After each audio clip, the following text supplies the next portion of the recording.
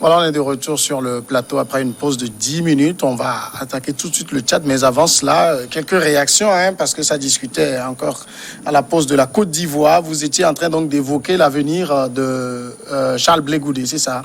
Oui, l'avenir de Charles Blé Goudé par rapport, disons, aux lectures sur le retour de retour précurseur de M. Laurent Gbagbo. Certaines voix aurait souhaité que ce retour soit un retour commun, c'est-à-dire des gens qui ont été injustement mis en prison, qui ont fait leur retour. Donc ils ne sont pas partis au même moment non plus. Non, mais ils ne sont pas partis au même moment, mais ils ont souffert. Disons le martyr ensemble. Donc ils ont souffert le martyr. Je ne dis pas que c'est une proposition ou bien c'est une pensée que... Oui, non, les critiques ou bien les souhaits des gens et autres là.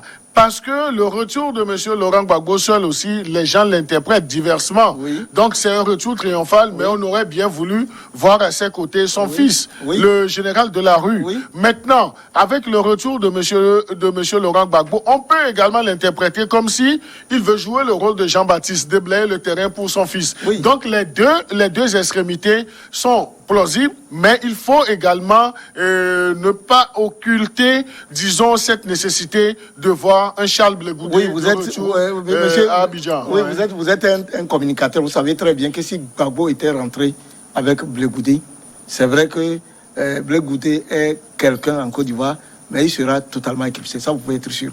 C'est-à-dire que s'il rentrait sur le plan communicationnel... qui serait éclipsé c'est-à-dire que, oui, il serait éclipsé, ça vous pouvez être sûr. C'est-à-dire que les gens verraient beaucoup plus... Non, la communion des forces politiques pouvait jouer. Mais, vous savez, Laurent Gbagbo fut président de la République. Ils n'ont pas la même trempe. Mais par contre, si Laurent Gbagbo rentre avant Blé Goudé, maintenant, quand Blé Goudé rentrera, il sera beaucoup plus publicité que les deux ne soient rentrés. Je vous assure que les deux là, ne pensez pas que c'est bien réfléchi. Et je dis, encore une fois, si j'étais à la place de Gbagbo, je ferais la même chose. Mon poulet que moi, je dois préparer une rentrée. Je dois aller préparer, le protéger avant qu'il ne rentre. Vous allez voir que cette fois-ci, c'est Gbagbo qui va aller accueillir Blé Goudé. Vous savez ce que ça voudrait dire? Et quand ils seront prêts, peut-être même si Gbagbo même décide d'aller à l'élection présidentielle, il recevra Blé Goudé, il va lui demander de rentrer, il va le accueillir à l'aéroport, vous savez pas ce que ça va donner à Mathieu. Donc, il faut pas que les gens pensent que non, c'est quand on est politique. Un politique, c'est un stratège. Ce n'est pas, on ne devient pas politique parce que on est politique. Mais voilà, c'est comme ça que ça se passe. Bien, on passe tout de suite au sujet Tchad. Le chef de la junte militaire au pouvoir, le général Mahamat Idriss Déby, qui a pris le pouvoir donc au lendemain de la mort de son père Idriss Déby Itno, n'exclut pas une prolongation de la transition de 18 mois avant des élections promises. C'est dans une interview qu'il a accordée à Jeune Afrique, le chef de la junte s'est exprimé. Il dit il a promis toujours une élection libre et démocratique à l'issue d'une transition de 18 mois, mais une transition qui pourrait donc être prorogée. D'ailleurs, Credo Tété, la charte de la transition tchadienne a prévu cette possibilité, 18 mois renouvelables une fois. Oui, donc le monsieur, vous savez, il est venu au pouvoir par la force des choses. Il commence par prendre goût au pouvoir, donc il se met dans une posture, dans une impossibilité de conduire tout le processus dans les 18 mois. Donc là, du moment où la charte permet cela, donc je ne pense pas qu'il puisse faire économie. Mais ça ne sera pas une décision unilatérale, donc ça sera une décision collégiale de la classe politique. Donc ils apprécieront par rapport au chemin qui a été fait. Est-ce que vraiment la classe politique a un mot à dire? Ce sont les militaires qui commandent, Les militaires commandent, certes, mais les militaires ne peuvent pas évoluer seuls.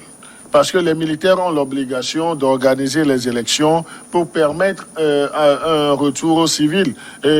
Cette éventuelle possibilité que les civils reviennent à la tête du pays. Donc il a l'obligation de respecter son engagement pour les 18 mois. Mais lui aussi, il devient futé. Donc il se donne, il prépare l'opinion à accepter qu'il puisse aller au-delà des 18 mois. Ce qui lui est permis également par la charte, parce que Mais là où la charte n'a pas mis assez de verrous, c'est qu'on parle d'une reconduction, si possible, de 18 mois encore. Donc, c'est dire que le monsieur aujourd'hui, ou bien à un certain moment de la vie politique du Tchad, peut dire j'accomplis les 36 mois. Donc, c'est là où ça sera un peu compliqué. Mais s'il le dit, c'est que le sujet est véritablement déjà évoqué au haut sommet de l'État actuellement. C'est ça. Vous savez, je voudrais, avec votre permission, dire à nos concitoyens, c'est sur la base d'une réflexion que nous faisons chez nous, que nous restons convaincus qu'en Afrique, dans les pays francophones surtout, quand des militaires décident de prendre le pouvoir, c'est que ça a été téléguidé, ça vous pouvez être sûr.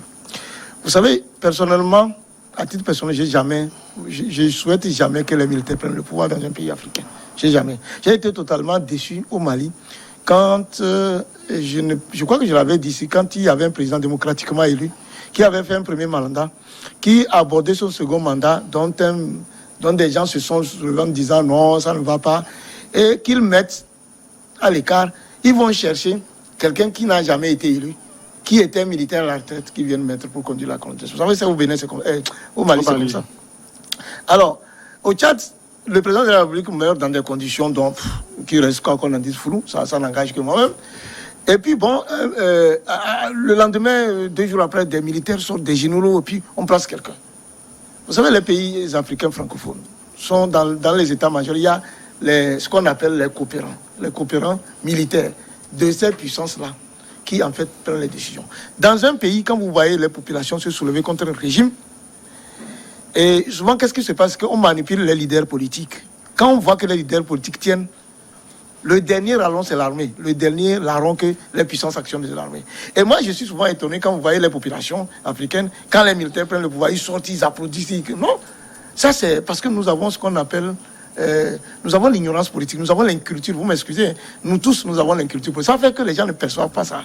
Donc quand les militaires prennent le pouvoir, souvent ils sont téléguidés. Donc personnellement, j'ai jamais été d'accord que les militaires prennent le pouvoir. J'ai un compatriote, je ne voudrais pas donner le nom, avec qui j'ai beaucoup débattu cette question au Togo. À l'époque, il est aux États-Unis, il me dit, mais monsieur, il faut que l'armée prenne le pouvoir. Je dis non, moi je ne suis pas pour que l'armée prenne le pouvoir au Togo. Je n'en veux pas. Non, vous êtes des politiciens, vous êtes des... Battez-vous, faites en sorte de prendre le pouvoir. Si vous commettez l'erreur et vous prenez le pouvoir, vous laissez l'armée prendre le pouvoir, c'est fini. Et parfois, les régimes qui partent même, c'est eux qui ont façonné ces militaires. C'est eux. Et donc, je ne sais pas pourquoi, sur quelle base les gens disent les militaires prenaient le pouvoir. Quel est le crédit que vous accordez? Et donc, pour revenir à la question du Tchad, mais voilà des militaires qui prennent le pouvoir, qui s'octroient tous les pouvoirs et qui, de surcroît, ils modifient les papiers en disant ils peuvent renouveler une seule fois. On vous demande d'abord, qu'est-ce qui s'est passé au Tchad? Quel est le besoin même pour que les militaires prennent la tuer? Moi, je n'ai jamais compris. Parce qu'un chef de l'État qui est mort, il a été tué, on dit que c'est sur le champ de bataille qu'il a été tué. Il y avait une constitution qui était en vigueur. On la met en veilleuse. Les puissances occidentales nous disent rien. Celles-là même qui nous apprennent la démocratie, ils ferment les yeux sur ça. C'est ahurissant, quoi. Et donc, des militaires sortent, si ce n'est pas que ces militaires sont téléguidés, qui prennent le pouvoir et qui disent qu'ils vont faire 18 mois x 2. 18 mois x 2, ça fait quoi? Ça ne dépasse pas le mandat d'un chef d'État. Un mandat, le mandat que nous avons, c'est 5 ans. Quand quelqu'un dit qu'il va faire 18 mois x 2, finalement, c'est quoi? Et qui nous dit qu'après même les 18 mois x 2, on le motivera pour continuer. Donc, c'est pour cela que, vous m'excusez, les militaires, c'est nous, les citoyens. Les citoyens. Personnellement, moi, c'est même, dans certains cas, pour certains jeunes officiers avec eux, ce sont nos amis. Mais nous estimons qu'un militaire doit avoir une formation politique pour s'intéresser à la politique. Parce que le militaire, il est vertical.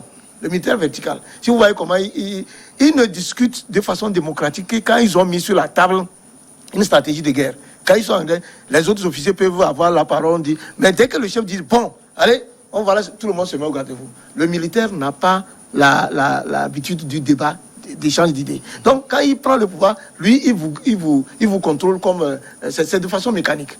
Alors, pour quelqu'un qui n'a pas appris, n'a pas les mananes, nous-mêmes qui sommes civils, qui apprenons la démocratie, les gens qui n'ont même pas le droit à la parole, vous savez, on les appelle la grande miette, là-bas c'est les ordres, qui n'ont pas, et qui demain prennent le pouvoir d'État, vous acceptez, vous des citoyens, vous qui voulez vous débattez pour la démocratie, vous cautionnez ça en disant les militaires n'ont qu'à prendre le pouvoir. Sur quelle base, quelle est leur formation politique, vous acceptez qu'ils prennent le pouvoir? Et donc, au Mali, au Tchad, c'est pour, encore une fois, nous spolier Donc moi, je ne crois pas que la junte militaire qui est là, c'est elle qui décide. Vous avez des forces extérieures qui téléguident tout ça.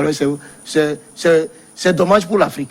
Et donc, vous voyez, il y a plus, personne ne peut même se lever au Tchad. Il n'y a même pas possibilité, même aux associations libres, de dire un mot. D'accord. Dans l'interview, écoutez ce qu'il dit le bébé Déby. Il dit il donne des détails. Il dit par exemple, la première est que nous, Tchadiens, soyons capables de nous entendre pour avancer au rythme prévu. La seconde est que nos partenaires nous aident à financer le dialogue et les élections, car il est évident que le trésor tchadien ne pourra pas supporter seul un tel coup. Si on s'entend et si l'on nous aide, les 18 mois sont à notre portée. Dans le cas contraire, ce sera très difficile. C'est un peu du chantage aussi. Non, mais je crois qu'il a peint le paysage politique aujourd'hui au Tchad. Donc il l'a peint d'une certaine façon. Parce que même au sein de la classe politique de l'opposition tchadienne, donc il n'y a pas une communion d'esprit. Et si nous considérons les actions, la société civile tchadienne aussi, donc il y a diverses appréhensions du sujet politique et cela ne fait qu'arranger la junte qui est au pouvoir.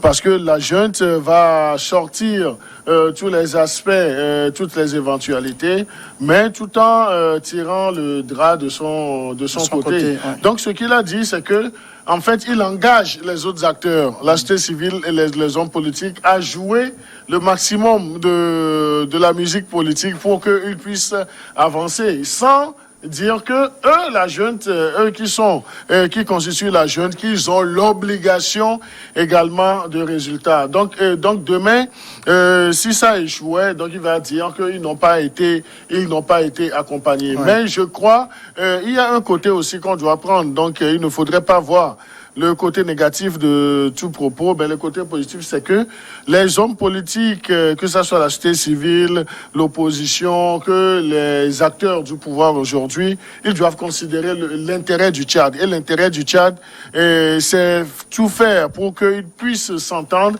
Et il a déjà évoqué, disons, cette possibilité d'aller à une table de dialogue. Et ce qui est également, ce qui doit attirer notre attention, il parle en termes de partenaires. En termes de partenaires, qui sont ces partenaires étrangers, qui sont ces partenaires internationaux? Donc ces partenaires, c'est ceux qui ont permis son installation. Donc ça, c'est la grande question. Parce qu'on a vu, si nous voyons le problème tchadien, nous voulons comparer ça au problème malien, c'est le jour et la nuit. Et c'est pratiquement les mêmes partenaires qui se sont comportés de façon différente. Quels sont les intérêts qui étaient en jeu au Tchad pour qu'on puisse avoir un autre comportement par rapport au cas malien. Donc, ça doit nous interroger. Donc, c'est là où je rejoins, disons, une partie de ces propos pour dire les Tchadiens doivent véritablement profiter de ce cadre de dialogue pour savoir ce qu'ils veulent pour leur pays. Parce que la junte aujourd'hui a déjà le soutien d'une certaine puissance étrangère. Et cette puissance étrangère s'est manifestée le jour de la prise de pouvoir, même de l'installation de la junte ou bien du président Déby Fils. Donc là, il va falloir faire avec les moyens de bord, faire des analyses diagnostiques pour essayer de voir quels sont les pas à poser. Parce qu'il ne suffira pas de dire on va sortir, on va faire prospérer, disons, les théories, toutes les théories, les formes de socialisme politique, autres, les formes politiques, non. Essayons de considérer l'intérêt du peuple tchadien. Parce que le peuple tchadien a besoin également de la paix. Le président tchadien, en tout cas, malgré l'ouverture qu'il fait, c'est-à-dire la possibilité qu'il y ait une prorogation de la transition, continue quand même pas à marteler que le CMT, le Conseil militaire de transition, n'a pas vocation à confisquer le pouvoir. Non, ça c'est un discours qu'on connaît. Ce sont des discours que les militaires tiennent au temps de la dictature même. Vous savez, pour les concitoyens togolais et tous ceux qui s'intéressent à la politique en Afrique, au Togo, quand le chef de l'État, le général Yassimba, a pris le pouvoir, il a dit qu'en 5 ans, il va restaurer le Togo et puis ils vont quitter. Et de 5 ans, il a fait 38 ans. Je rappelle ça, pour mémoire. Alors donc, bon, ça, il y a d'autres exemples. Alors ça, c'est des discours. C'est le seul discours que d'ailleurs, quelqu'un qui n'a pas une formation politique et qui est militaire qui va servir aux gens. C'est-à-dire que je prends le pouvoir et en 5 ans, ou bien je vais partir. C'est des histoires. Vous voyez, non. Parce que si on avait la volonté, 6 mois suffisaient. pour passer à cette histoire-là. D'abord même, s'ils avaient été des patriotes, pourquoi des institutions de la République, pour un chef d'État qui est mort au combat, ce n'est pas que c'est un coup d'État. On suspend la Constitution. Mais je ne comprends pas. Et pourquoi les puissances extérieures ferment les yeux là-dessus? Vous comprenez? Donc, David Fils dit que c'était pour éviter le chaos qui allait s'installer. Quel chaos. Bon, vous voyez maintenant, vous voyez le programme qu'il décrit, il dit que ils veulent organiser les élections et que le coup, le Tchad, je rappelle que le Tchad est un pays pétrolier. Hein. Oui. Pour ceux qui, certains rappellent, c'est un petit... Mais avec la chute des cours du pétrole, le Tchad aussi, vous avez vu, on a même dû réduire les salaires de fonctionnaires et autres. Vous savez, le président de la République qui est décédé avait des avoirs à l'extérieur. Et c'est son fils qui est au pouvoir. Ces avoirs, on ne veut pas faire les choses là-dessus. Mais le trésor tchadien n'est pas si pauvre que ça. Et les multinationales qui occupent le Tchad, qui exploitent les choses, quand on dit qu'on ne peut pas, on n'est pas... Ça aussi... Nous devons faire l'effort pour sortir dans ça. On veut organiser les élections, il faut demander l'argent ici. Nos enfants sont malades dans les fermes, il faut demander l'argent ici. Nous voulons, il faut prêter l'argent. Donc finalement, nous là même, qu'est-ce qu'on est capable de faire? Donc voilà, c'est ça, ce sont des comportements qui font de nous davantage des esclaves, qui soumettent nos États. Comment, lui, il vient... Bon, quel diagnostic il a fait? Comment on organisait souvent les élections au Tchad? À un moment donné, vous savez, beaucoup de chefs d'État, y compris même le Togo, avaient tenté, ils ont commencé par tenter de faire d'organiser les élections sur fonds propres. Vous savez, c'est aussi les débats, c'est les débuts de la souveraineté. Parce que vous voulez faire des élections libres, vous allez demander l'argent à l'extérieur. Et quel argent? C'est aussi le débat que nous sommes en train de faire sur le franc CFA. Donc on prend 50% de nos avoirs, on dépose quelque part, et après on nous ramène sous forme d'un prêt. Nos propres sous, on nous ramène sous forme de prêt. C'est autant de problèmes que nous avons en Afrique. À un moment donné, il faut avoir le courage de sortir dans ça. Non, je suis très content qu'il ait insisté sur cette nécessité, l'exemple du Togo, d'organiser ses propres élections. Donc ça, c'est déjà bon. Sur fond propre. Sur fond propre. La pause et on revient pour le Togo.